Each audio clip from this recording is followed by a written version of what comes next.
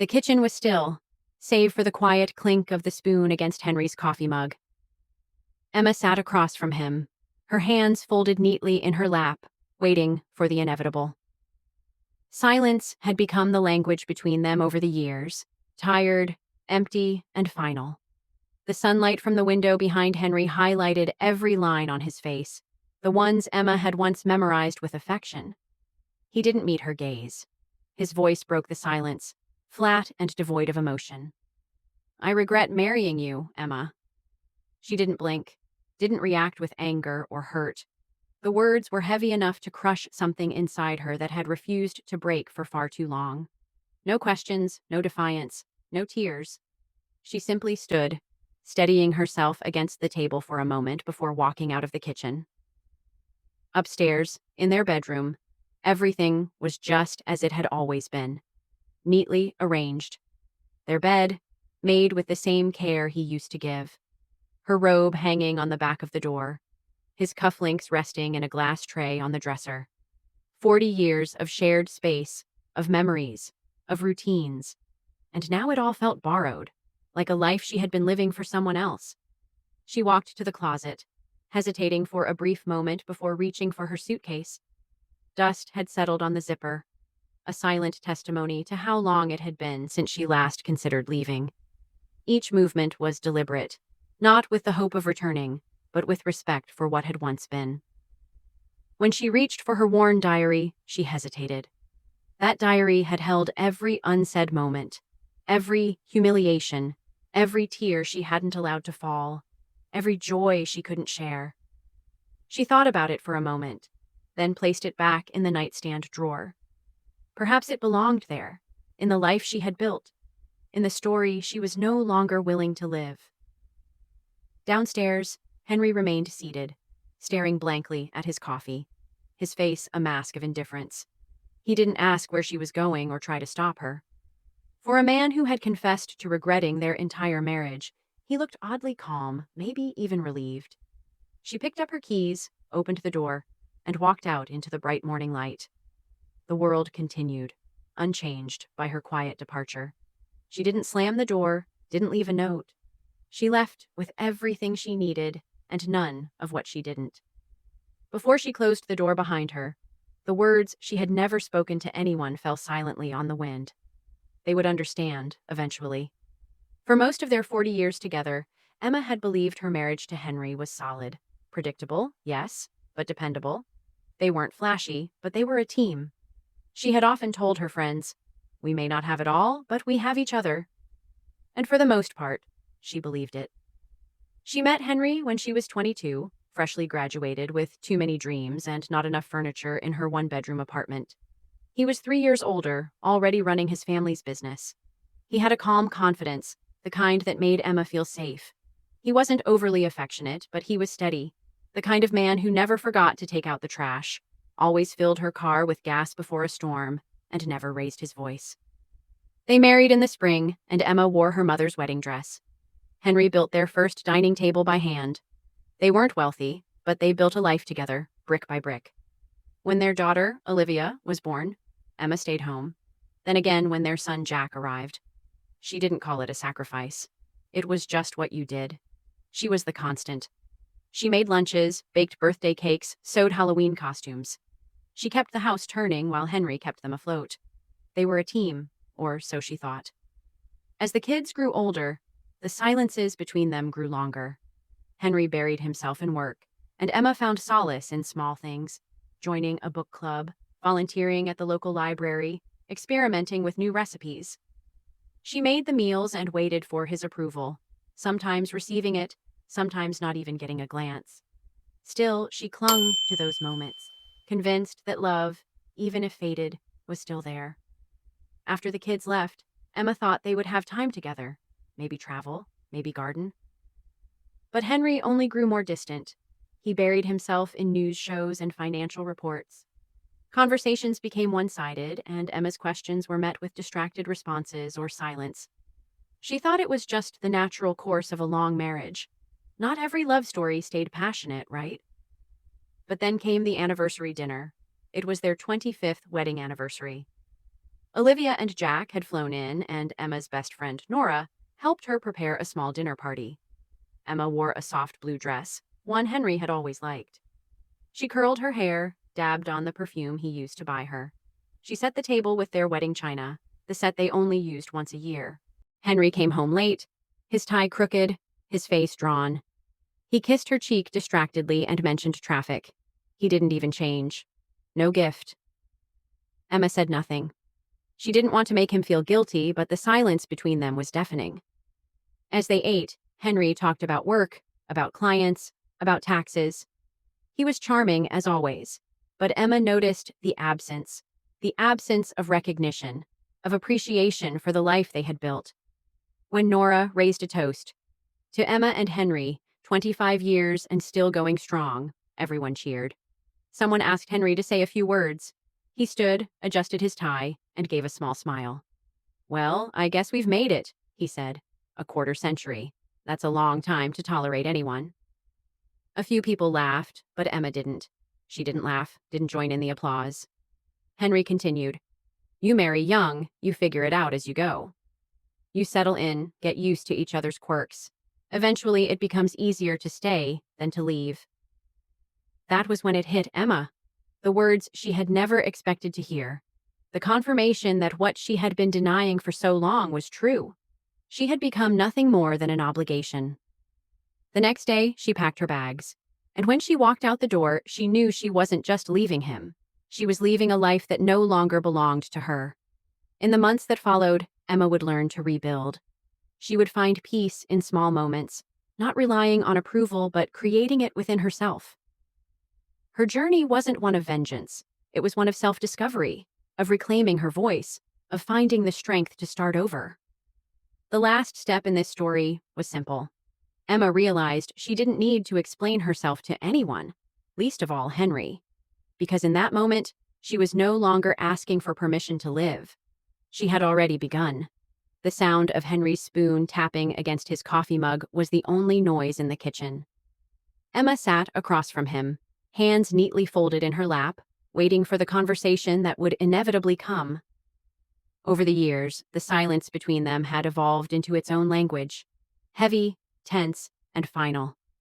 Sunlight streamed in behind Henry, casting long shadows that highlighted the lines on his face, the ones Emma had once admired.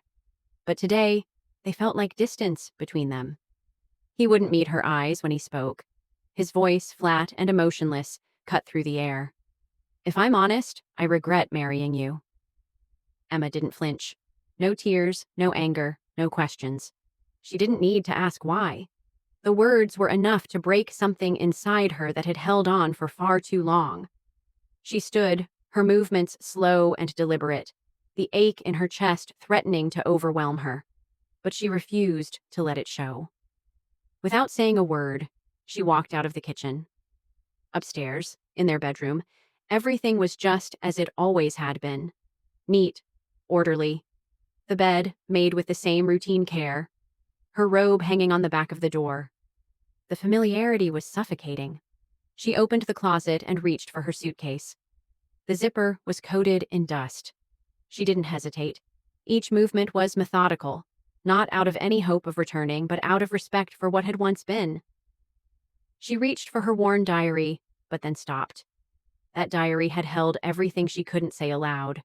The pain, the silent sacrifices, the small joys no one ever noticed. For a moment, she thought about taking it with her, but instead she tucked it back into the drawer. It belonged there, in the life she'd built, in the memories she no longer needed. Downstairs, Henry sat, still staring at his coffee, a quiet resignation in his posture. He didn't ask where she was going, didn't try to stop her. His indifference was the final confirmation of what she had known deep down for so long.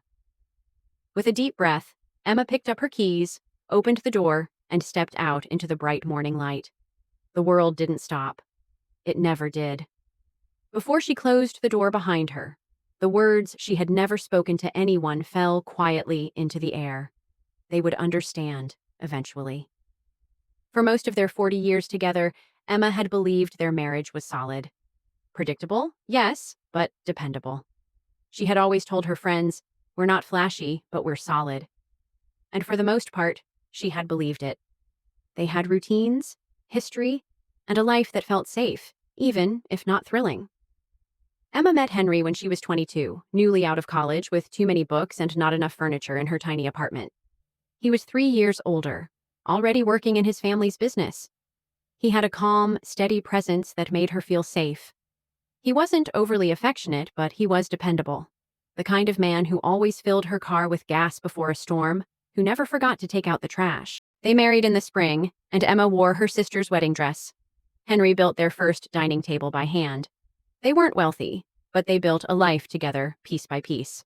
When their daughter, Olivia, was born, Emma stayed home. Then again, when their son Jack arrived. She didn't call it a sacrifice. It was just what she did. She kept the house running while Henry kept them afloat. They were a team, or so she thought. As the kids grew older, the silences between them grew longer. Henry buried himself in work, and Emma found comfort in small things, joining a book club, volunteering at the library, experimenting with recipes. She made the meals, waiting for his approval. Sometimes she got it. Sometimes she didn't even get a glance. But she clung to those moments, convinced that love, even if faded, was still there. When the kids left, Emma thought they would have time together. Maybe travel, maybe garden. But Henry only grew more distant. He buried himself in news shows and financial reports. Conversations became one-sided, and Emma's questions were met with distracted responses or silence. She thought it was just the natural course of a long marriage. Not every love story stayed passionate, right? But then came their 25th wedding anniversary.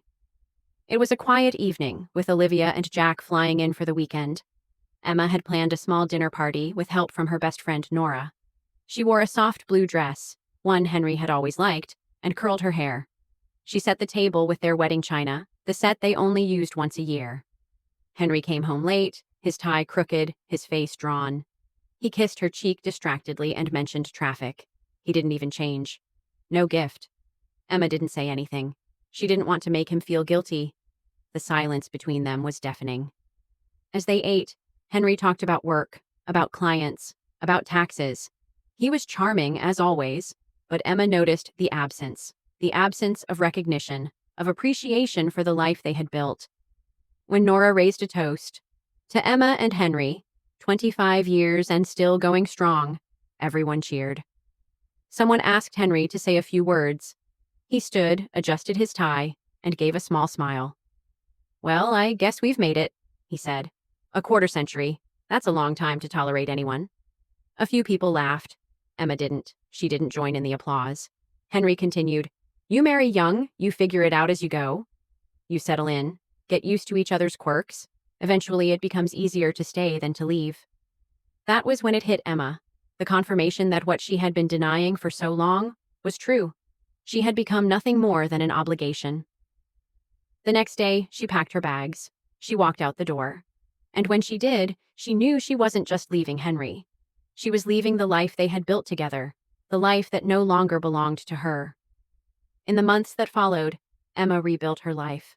She found peace in small moments, not waiting for anyone's approval, but creating it for herself. It wasn't about revenge or vindication. It was about rediscovering who she was, reclaiming the parts of her she had lost in a marriage that had slowly faded. Her journey wasn't one of resentment. It was one of self-discovery. And Emma realized, as she drove away from Henry and the life they had built, that she didn't need permission to live. She had already begun. The comment stung, but Lena didn't react. "It's Grace's favorite," she answered, placing the silverware down with careful precision. The doorbell rang shortly after. Grace entered, as always, distracted and flitting through the house like a breeze, her children trailing behind her. She barely acknowledged Lena before heading to the living room, the noise of the kids filling the house with chaotic energy. Daniel followed, warm and cheerful as always, giving his mother a proper hug and complimenting the smell of the house. They settled down to eat, conversation bouncing lightly between Grace's job and Daniel's search for a new apartment. Mark joined in now and then, mostly with sarcasm or critique. Lena sat at the table, trying to stay present, to soak in the sounds of her family, the clinking of forks, the laughter, even if none of it was directed at her. She wanted to hold on to these fleeting moments, even though she felt more like a bystander in her own life. Halfway through the meal, Grace reached for a muffin, took a bite, and said, "Ugh, Mom, these are so dry. Did you change the recipe?" Lena's face flushed. "No," she said quietly, her voice barely above a whisper. "Same one as always." Grace wrinkled her nose and put the muffin down. "Maybe it's the altitude or something," she muttered, and Mark chuckled. "She's always had a talent for making things complicated," he said, taking a sip of coffee. "Remember when she made that birthday cake for Daniel and forgot the sugar?" Laughter rippled through the table. Daniel joined in, laughing as he said, "I was 6, Dad. I thought she was trying to poison me." Mark grinned. "Yeah, well, at least it looked good. She always puts in the effort. It's the execution that trips her up." More laughter followed, but Lena's heart grew heavy. She stared down at her plate, a tightness forming in her chest. The words were not sharp, not loud, but they dug deep. They weren't coming from strangers, but from the people who were supposed to love her, her husband and her daughter, laughing at her in her own home, over food she had made with love. Daniel, sensing the shift, spoke up quietly. "The quiche is really good, Mom." His voice was sincere, but the moment had passed. The damage was done. The humiliation was no longer a loud outburst, but a quiet, persistent ache, buried under layers of years of ignoring the cracks. It was her husband, her daughter, laughing at her expense in the house she had built. Excusing herself after dessert, Lena left the table. No one stopped her. She moved to the kitchen, the warm water running over the plates, and stood in front of the window, staring out at the garden she had tended alone for years. Their voices drifted in from the other room, light and carefree. That's when it happened. The shift. It wasn't a sudden snap. Lena didn't break that way. Instead, it was as if something inside her settled, solidified, like a door quietly closing in the back of her mind. They didn't see her. Not really. She wasn't a person in their lives anymore. She was a function, a role, background noise they expected to keep smiling, keep cooking, keep absorbing the blows with grace. Later that evening, after everyone had left, Mark walked past her in the hallway and gave her a brief, casual pat on the shoulder. "You did good today," he said. They were happy. Lena smiled faintly, nodded, and waited until he disappeared down the hallway. Then she sat at the table in the dim kitchen light and wrote one sentence in her diary. "I think I'm done being the joke in my own story." She didn't scream. She didn't storm out. When Lena finally walked away, it wasn't with anger. It wasn't with bitterness. It was with the quiet resolve of someone who had already left 100 times in her heart. 3 weeks had passed since the brunch, and the humiliation still lingered, like a faint, recurring sting, replaying over and over in the silence of night. Mark snored beside her, blissfully unaware. Lena no longer bothered to cook proper meals. Breakfast was simple: eggs, toast, or canned soup. Mark never commented. He barely noticed. He spent more time out of the house now, golfing or meeting friends for dinner. Lena stopped asking where he was going, stopped caring. The answers didn't matter anymore. The silence between them had changed. Before, it had been filled with hope, the hope that one day things might improve. But now, it was heavy, final. One Tuesday morning, Lena stood in front of her closet, holding a dress she hadn't worn in years. It was deep green, elegant but modest, and it reminded her of who she used to be. Someone who liked to dress up, someone who felt seen. She tried it on, and when she looked at her reflection, it still fit. She didn't cry. She didn't sob. Instead, she took a deep breath, the kind of breath you take when you know you've made a decision that can't be undone. She placed the dress carefully on the bed and pulled her suitcase from the back of the closet, the same one she had used years ago when she visited her sister in Oregon. It still smelled faintly of lavender. Lena opened it, folding clothes with quiet care, not in a rush, but with intention. Comfortable shoes, her favorite sweater, a few books, a framed photo of her children from when they were small. She packed the essentials, and then a few things just for her, things she hadn't allowed herself in a long time. Her diary sat on the nightstand. She stared at it for a long moment, then picked it up and tucked it into her handbag. Mark came home mid-afternoon. He glanced at her, then walked past her toward the den. "Did you pick up the dry cleaning?" he asked. She didn't answer. He turned, irritated. "Lena?" She looked at him, really looked at him. The man who had once held her hand in the hospital when Daniel was born. The man who built her a bookshelf for her birthday that first year they were married. The man who had, piece by piece, unraveled her without ever realizing it. "I'm leaving," she said, her voice steady, calm. Mark blinked. "What?" She gestured toward the suitcase by the stairs. "I'm going to stay with Nora for a while." "For what?" His voice was more confused than angry. Lena's voice didn't shake. "I need to remember who I am. Because this..." She gestured around at the hollow life they had created. "Whatever we've become, it's not living." He laughed bitterly. "So now you're the victim?" "No," she replied calmly. "Not anymore." Mark stared at her like she had just grown wings. He was calculating, wondering about the inconvenience, the embarrassment. But not once did he ask her to stay. Not once did he say her name with warmth. Not once did he look sorry. And that told her everything. She left without ceremony. No farewell toasts, no packed lunches, no folded goodbye notes. Just a woman walking out of the house she had once dreamed in, now suffocating in. Nora met her at the door, no questions asked, no judgments. Just open arms and the quiet understanding that Lena needed space, needed time, needed to rediscover herself. Nora didn't say, "I told you so." She simply opened the guest room door and said, "This is yours for as long as you need." That first night, Lena sat on the small twin bed, her suitcase still zipped, the room too quiet after the years of noise. No one asked her what was for dinner. No one tossed their laundry near her feet. No one made her feel like a burden in her own home. And yet, her chest ached, not from regret, but from release. She opened her diary and wrote, "I'm not angry. I'm not bitter. I'm not broken. I'm just tired of being invisible. And today I chose to be seen, if only by myself."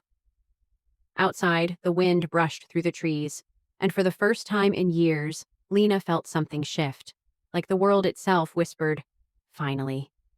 She hadn't expected the quiet to feel so sharp.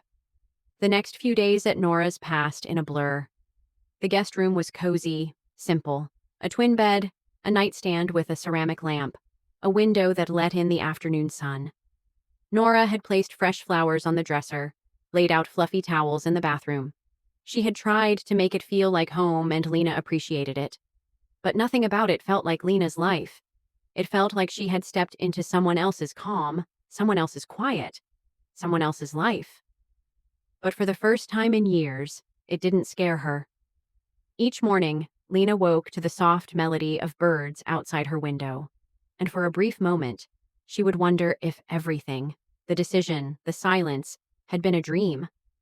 But then she'd glance over and see her suitcase still by the door, her slippers neatly tucked beside it, and the reality would set in. She had left. She had walked away from a life built with 4 decades of quiet sacrifice, from the man who no longer loved her, from the shell of a marriage that had turned hollow. And now, she didn't cry. Not yet. The numbness took its place, heavy and pervasive, clouding her thoughts. She went through the motions, helping Nora prepare meals, making small talk over tea, running errands. But inside, she was a stranger to herself, lost in the vast emptiness of who she had become when no one needed her anymore. On the 4th night, Lena wandered into the kitchen after Nora had gone to bed.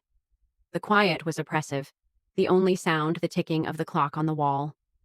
Lena leaned against the counter, her hands gripping the edge as her eyes glazed over, staring at the wall but seeing nothing. The weight of the silence settled on her chest. No panic, no fear, just the crushing weight of emptiness. She opened the fridge, not because she was hungry, but because she needed something to do, anything to break the stillness. She closed it again after a moment and walked to the pantry, then to the window, then back to the counter, her feet moving mechanically as though her body was acting without her permission. Finally, she sank to the floor, curling her knees to her chest, burying her face in her hands. The tears didn't come all at once. They were quiet, like a tidal pull, each one rolling down her cheeks slowly, exposing everything she had kept buried inside. Her mind replayed all the years she had given, all the birthdays remembered, the shirts ironed, the meals prepared, the unconditional patience, the love she had poured into others who, over time, had forgotten she was even there. Grace hadn't called since the brunch. Daniel's texts were infrequent, with just a quick emoji or a photo of his dog. They were kind, but Lena could feel the distance. She didn't blame them. They had their own lives, but the sting of being forgotten by the very people she had devoted herself to, that was the hardest part. Lena stayed on the kitchen floor for more than an hour, her legs numb from the cold tile. When she finally stood, she gripped the counter for balance and poured herself a glass of water, drinking it in silence. She didn't know what to do with herself. It was the first time in years she had been truly still, alone with her thoughts, and without purpose. That night, she couldn't sleep. At 3 a.m., she got up and opened her suitcase. She pulled out her journal, sat at the desk by the window where the moonlight spilled across the pages like silver, and began to write. I feel invisible. Not to others, just to myself. I don't know who I am when I'm not being useful. I don't know how to be loved without earning it. Tears came then, silent and steady, like a river breaking free. This was the realization she had been avoiding, the slow erasure of herself, not from others, but from her own life. Rock bottom, Lena understood now, wasn't always some grand event. It wasn't always dramatic. Sometimes it was the quiet of a tidy guest room, a cold cup of tea, and a woman who had forgotten how to take up space in her own life. But even in that moment of grief, something shifted, something small but unmistakable, a faint stir of awareness. She wasn't okay, not by any measure, but for the first time in years, she had said it out loud. And there, in the silence that followed, there was something oddly comforting. Days later, Lena stumbled across the box in Nora's spare room, tidying out of habit, folding blankets that didn't need folding, realigning books on the shelf. It wasn't about cleanliness anymore. It was about control, about reclaiming something, even if it was small, in a life that felt increasingly untethered. As she slid the nightstand to sweep behind it, she noticed her handbag had tipped over. Inside were a few of her personal belongings, her old journal, a photo of her kids when they were young, and a folded sheet of paper she didn't recognize.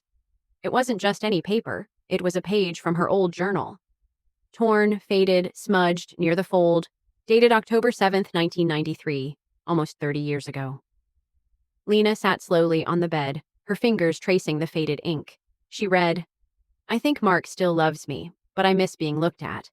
I don't mean physically, though sometimes that too. I mean looked at like someone whose thoughts matter, whose feelings have weight. Today I told him I was overwhelmed and he said, You worry too much. I want to feel held, not managed. The words, though written so long ago, felt startlingly current. It was as if her younger self had reached forward through time to remind her. This wasn't new. It had been simmering for decades. Lena rifled through her journal, sitting cross-legged on the bed, flipping through years of entries.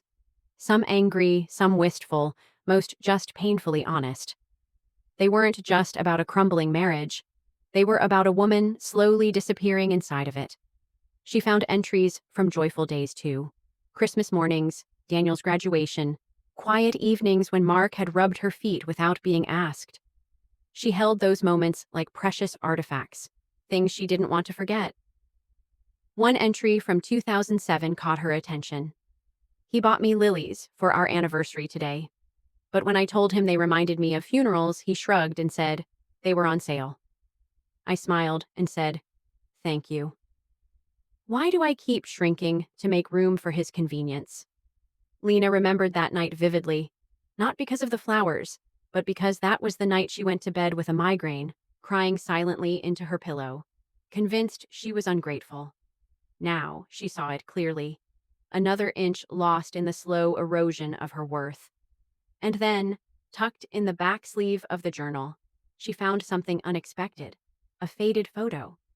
It was of her and Mark, young and laughing, standing on the porch of their first home, his arm around her shoulders, her eyes closed, her mouth wide open in genuine joy.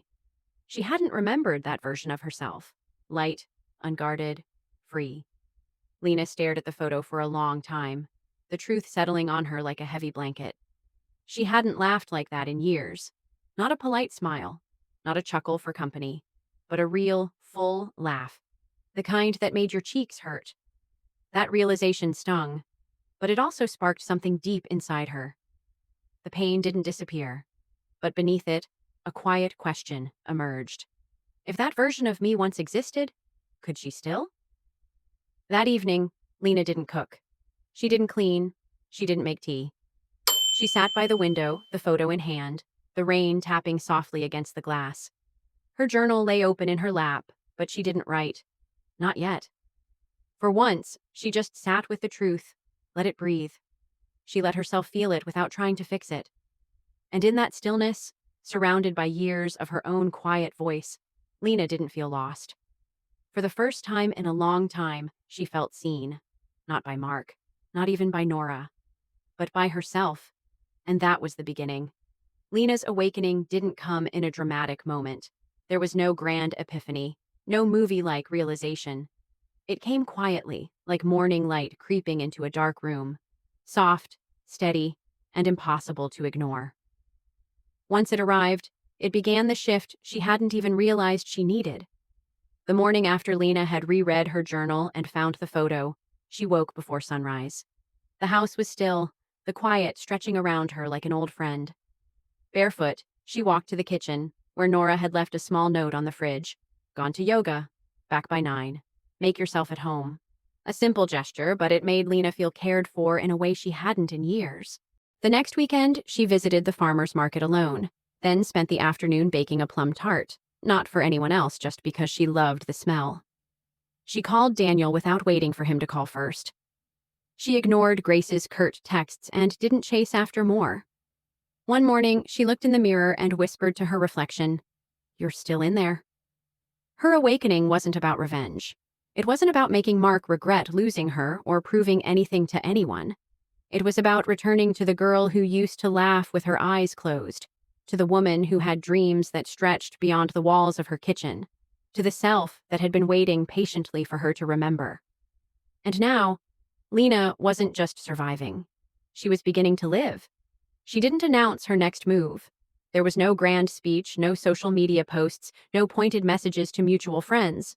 That wasn't her style, and more importantly, it would have given Mark too much power. Instead, she began preparing for the rest of her life quietly, methodically. She started by going to the bank. Nora drove her, no questions asked. Lena sat across from the clerk, hands folded in her lap, her voice soft but unwavering, as she said, "I'd like to open a personal account, just in my name." It felt surreal. She hadn't had an account separate from Mark's in over 30 years. Her original one had been closed when they married. But this felt like planting a flag in soil she hadn't stood on since her 20s. The clerk asked if she wanted checks. Lena smiled. Yes, and the little leather book to hold them in. With each signature, she felt a quiet thrill. Not rebellion, not spite, just agency. That same week, she called the county clerk's office and requested a certified copy of the deed to the small lake cabin her aunt had left her. It was in her name alone. Mark had always dismissed it as too far away to be useful, but now Lena saw it differently. It was freedom. She began organizing the important documents in a folder she labeled Lena. Next chapter. Inside, she placed copies of the deed, her new bank account info, her birth certificate, and her social security card.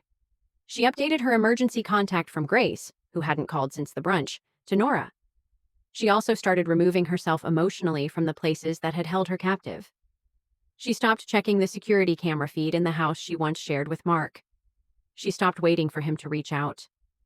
The only text he'd sent her was one that read, "Hope you're settled. Let me know when you're coming back for your things." She didn't reply. Instead, she spent her mornings writing, not in her old journal, but in a fresh one. A journal filled not with sorrow, but with blueprints, ideas, and possibilities. She wrote down goals: plan a vegetable garden at the cabin, repaint the porch, learn to make sourdough from scratch.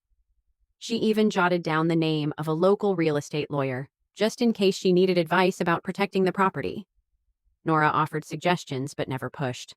They'd drink tea in the evenings, their feet tucked beneath throw blankets, the TV on low.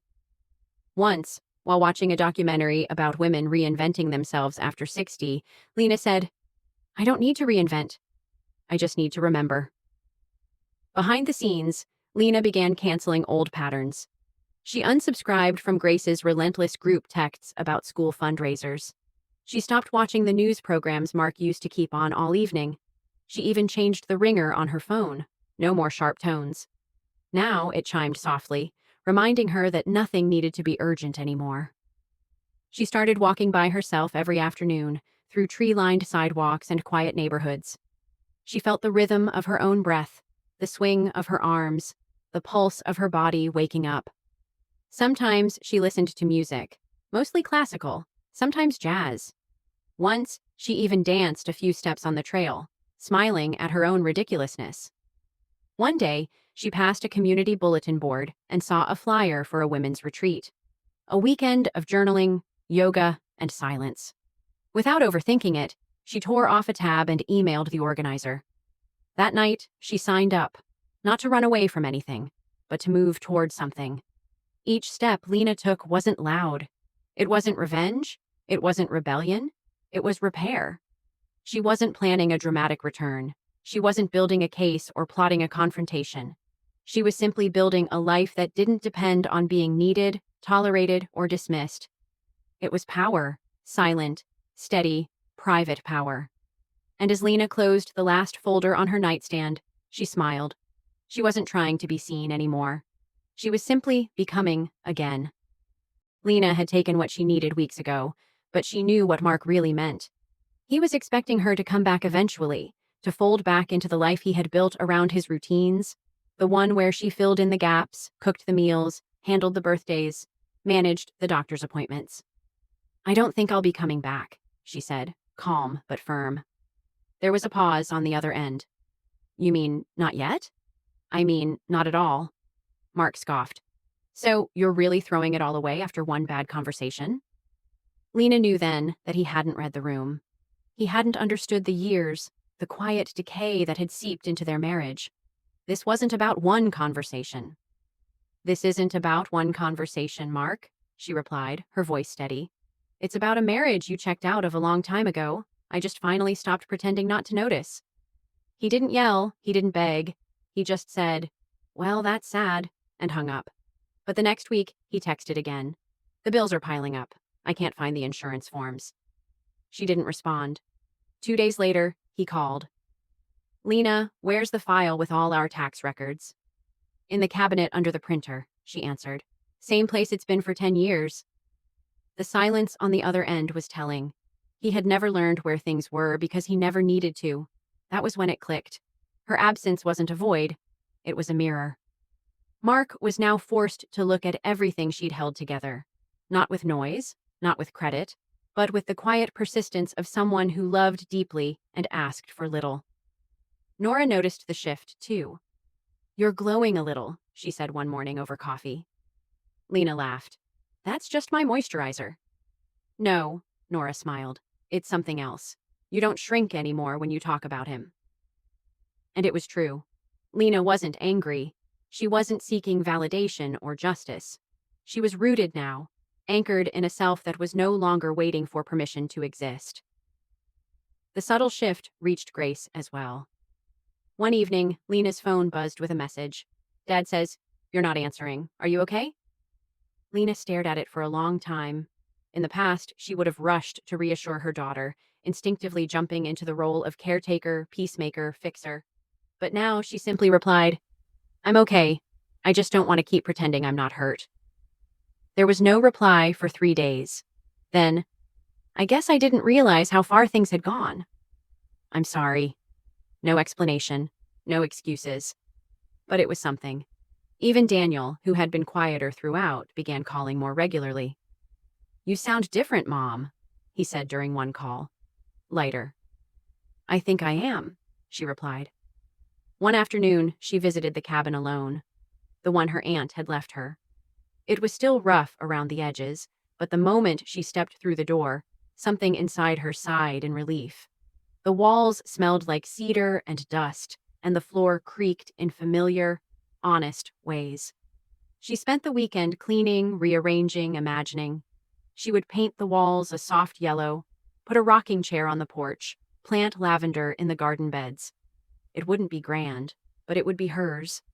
More importantly, it would be enough. On Sunday evening, as she locked the door and looked out over the lake, Lena felt something she hadn't in years.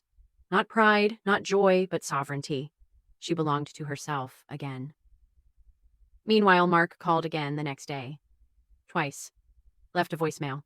I read some of your journal. I didn't know you felt all that, he said. If I had, maybe I would have done things differently. Lena didn't respond. Not out of spite, but because the version of her who had longed to be heard was no longer begging for an audience. The power had shifted, not because she had taken it back, but because she had remembered it was hers all along. Lena hadn't planned to go back to the house. She had already taken what she needed, both practically and emotionally. The last time she stepped through that front door, she walked out with her dignity, her silence, and the realization that staying had been a form of slow disappearance. But when Mark texted again, this time without demands or guilt, she sensed something different. I cleaned out the attic, found some of your things. Would you like to pick them up? I can be out of the house if you prefer. The message was careful, almost respectful, not quite apologetic, but certainly softened. She agreed, not because she owed him anything, but because she wanted closure. The kind that only came from looking someone in the eye and telling the truth. Unflinching. It was a sunny afternoon when Lena pulled into the driveway of the house they had lived in for nearly 4 decades. The garden beds she once tended were overgrown. The mailbox leaned to one side. Nothing had changed dramatically, and yet everything had. Mark opened the door slowly. He looked older.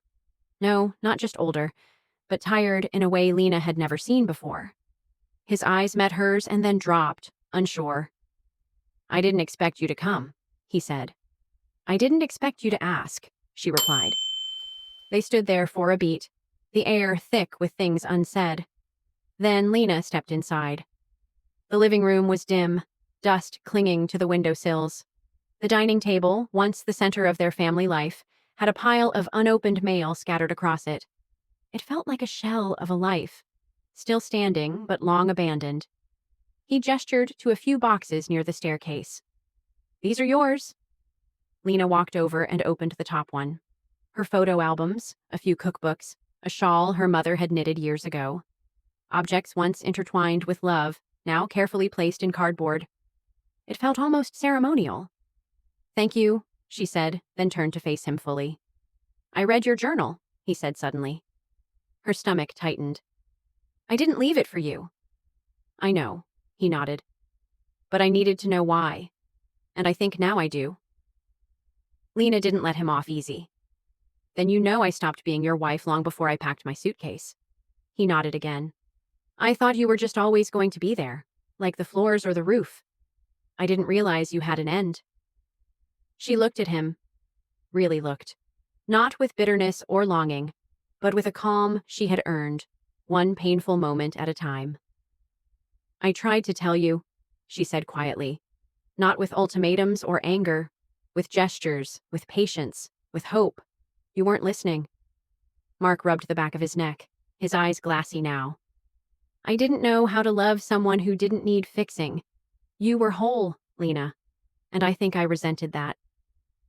For the first time, Lena felt a flicker of pity, not for what he had done, but for what he had missed. All those years he could have known her better, loved her deeper, chosen her again and again, as she had done with him. But he hadn't, and that made all the difference. I'm not here to blame you, she said gently. I'm here to say goodbye the right way. Mark swallowed hard. I don't expect you to come back. I'm not, she said, but I don't hate you either. I just don't belong here anymore. She picked up the smallest box and carried it to the door. Mark didn't follow her. He didn't plead. He just stood there, hands in his pockets, looking smaller than she'd ever seen him before. She stepped outside, turned back one last time. "For what it's worth," she said, "I hope one day you learn to see people before they leave." Lena woke early the next morning, before the sun had fully risen. The house was still. The only sound was the soft ticking of the clock in the kitchen. She walked barefoot across the cool floor, her suitcase still resting on the floor beside her slippers. She'd left. The decision felt more like quiet acceptance than escape. She was no longer bracing for something to happen. She simply was. The note Nora had left on the fridge the night before was a small thing. A smiley face beside the words, "Gone to yoga, back by 9, make yourself at home." It felt like an invitation into space that was hers now, without condition, without expectation. Lena poured herself a cup of tea and sat by the window, watching the sky transition from black to blue to pink. For the first time in weeks, she didn't feel like she was in constant motion, like she had to fill the silence with something meaningful. She didn't have to prove she was okay. She was just there. Later that morning, Lena walked to the corner store alone. She'd done it thousands of times before, but this time it was different. She wasn't running errands for Mark, wasn't fetching his favorite cereal or picking up eggs for breakfast. She wasn't needed. She simply wanted fresh fruit. She hummed softly as she wandered the aisles, a song from her childhood barely remembered. It made her smile. At the counter, the cashier, a young girl with chipped purple nails, complimented her scarf. "Thank you," Lena replied, her voice light. When she stepped outside into the sunlight, the world seemed strangely lighter, as though she was carrying less weight. The air felt fresh against her skin. Later, walking through the neighborhood, Lena felt herself breathing deeper. The wind through the trees, the gravel underfoot, the way her body moved slower but steadier. She was fully aware of the rhythm of her life now, not a shadow of it. Lena began to write differently. Her journal, once filled with sorrow and reflection, now carried questions. She began to list things she wanted to try again. "I want to swim again. I miss the feeling of water. Can I learn to make art, not just meals?" Her thoughts were full of possibility now, the kind of quiet dreams she'd stopped daring to have years ago. Nora noticed the change. "You're sitting differently," she remarked one evening over dinner. "You used to curl in on yourself." Lena smiled. "I think I'm waking up." A few days later, Nora invited her to a watercolor class at the community center. Lena hesitated. She'd never painted before. She didn't think she had the talent. But that morning, something inside her nudged her forward. She found herself standing at a blank canvas, brush in hand. It terrified her, but it also thrilled her. The first painting was messy, imperfect, but it didn't matter. She was creating something just because she could. The following weekend, Lena spent the afternoon baking a plum tart, just because she loved the smell. She called Daniel, not waiting for him to call her first. She ignored Grace's curt texts. She wasn't trying to prove anything to anyone. One evening, Lena stood in front of the mirror in the cabin, looking at herself, and whispered softly, "You're still in there." Her awakening wasn't about revenge or making Mark regret losing her. It wasn't about proving a point. It was about reconnecting with the woman she used to be, the one who laughed with her whole body, the one who had dreams outside of her kitchen, the one who had been buried under the weight of a marriage that demanded more than she could give. Lena didn't announce her next move. She didn't seek validation or approval. Instead, she began preparing for the rest of her life, quietly, methodically. She opened a personal bank account in her name. She hadn't had an account separate from Mark in over 30 years. It felt surreal, but as she signed her name, she felt something shift inside her. Not rebellion, but agency. She called the county clerk's office and requested a certified copy of the deed to the lake cabin. It had always been in her name, but Mark had dismissed it as too far away to matter. Now it was beginning to feel like her sanctuary. The cabin became her project, her place to imagine, to rebuild. She painted the walls, planted lavender in the garden, and set up a small studio where she could paint, write, and teach. It wasn't grand, but it was hers. And for the first time, it felt like enough. One afternoon, Mark texted her again. "I cleaned out the attic. Found some of your things? Would you like to pick them up? I can be out of the house if you prefer. The message was softer than before. Lena agreed. Not because she owed him anything, but because she wanted closure, the kind that only came from telling the truth to someone who hadn't been able to see it for years. It was a sunny afternoon when she drove to the house. The garden was overgrown. The mailbox leaned to one side. Mark opened the door slowly, his face older and weary. I didn't expect you to come, he said. I didn't expect you to ask, she replied. They stood in the doorway for a moment, the air thick with things unsaid. Lena stepped inside. The living room was dim. Dust clung to the windowsills. The dining table, once the center of their family life, was cluttered with unopened mail. Mark gestured to the boxes near the staircase. These are yours. Lena opened one. Her photo albums, a few cookbooks, a shawl her mother had knitted years ago. Items that had once held meaning, now carefully packed in cardboard. Thank you, she said, turning to face him. I read your journal, he said suddenly. Lena's stomach tightened. I didn't leave it for you. I know, he nodded, but I needed to know why, and I think now I do. Lena didn't let him off easy. Then you know I stopped being your wife long before I packed my suitcase. Mark nodded again. I thought you were just always going to be there, like the floors or the roof. I didn't realize you had an end. She looked at him, not with bitterness or longing, but with the calm she had earned. I tried to tell you, not with ultimatums or anger, with gestures, with patience, with hope. You weren't listening. Mark rubbed the back of his neck. His eyes were glassy now. I didn't know how to love someone who didn't need fixing. You were whole, Lena, and I think I resented that. Lena felt a flicker of pity, not for him, but for what he had missed. All those years he could have known her better, loved her deeper. He hadn't, and that made all the difference. I'm not here to blame you, she said gently. I'm here to say goodbye the right way. Mark swallowed hard. I don't expect you to come back. I'm not, she said. But I don't hate you either. I just don't belong here anymore. She picked up the smallest box and carried it to the door. Mark didn't follow her. He didn't plead. He just stood there, hands in his pockets, looking smaller than she'd ever seen him before. She stepped outside and turned back one last time. For what it's worth, she said, I hope one day you learn to see people before they leave. And with that, she walked away. Not in defeat, but in absolute clarity. No anger, no theatrics, just truth spoken clean and steady.